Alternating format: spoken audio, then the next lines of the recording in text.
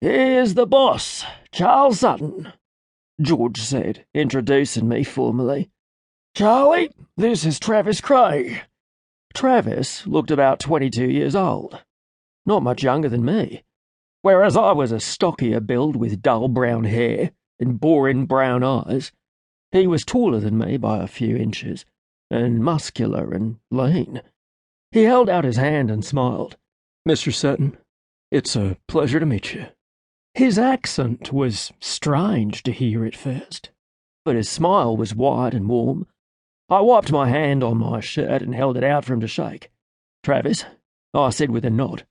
"Please, call me Charlie." He seemed nervous or uncertain, so I figured I'd take the emphasis off of him.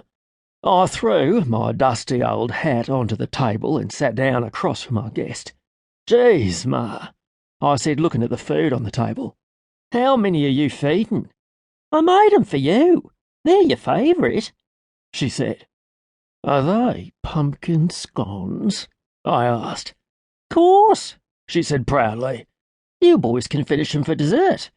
I reached out to grab one, and Ma's hand came out to stop me. "Not with those dirty hands, mister, and you can get your hat off my table." George chuckled at me, and I looked at Travis and grinned. I can't win. Ma stood up. "Go and show Travis which room is his. Then you can clean yourself up for dinner," she said to me. She glanced at the clock on the kitchen wall. 40 minutes, boys."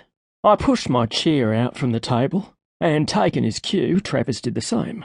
I got to the door, and seeing Ma had her back turned, I quickly grabbed a buttered scone off the table. "Charles Sutton!"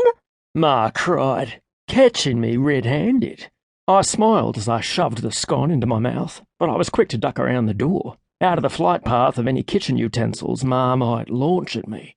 Normally, she just threatened me with a ladle or a tea towel, but over the years, especially when I was a teenager, if I came in and started picking while she was cooking, I'd have to duck the odd cooking implement. I laughed down the hallway, and Travis was just a step behind me. He smiled right back at me, and I had to chew and swallow my mouthful of food before I could speak. "I'll show you to your room," I told him. I put my hat on the middle hook, as always, picked up his suitcase and left a duffel bag for him. "You'll stay in the main house while you're here. There's 3 workers' cottages, but they're taken. You'll meet the other guys at dinner." I led him through a door off the foyer to a door halfway down the hall. "Your room," I said, walking in and putting his suitcase on the queen-size bed. There was a dresser and a wardrobe, and the window was open, but the curtain was still. "Your room faces east. You'll get the early morning sun, not the heat of the afternoon." "It's a beautiful house," Travis said. His accent was softened along with his tone. "Thank you," I said with a smile. "It is a beautiful house. The homestead itself was built in the 1920s. Had wooden floors and 9-foot ceilings. It's old and takes a lot of upkeep these days, but she's been well looked after. They don't make big old houses like these anymore," he said. "Even back home, old traditional ranch houses are few and far between." "Where exactly is back home?" I asked. "Texas, yeah." Travis put his duffel bag on the bed.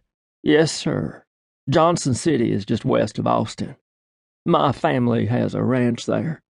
"Cattle, yes?" "Yes, sir. Brahmin." "Please don't call me sir. Sorry. It's a habit my mama drilled into me."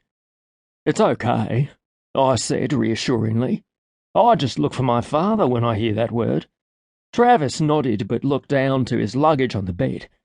He was a few inches taller than my 5'10", and a fairly decent build.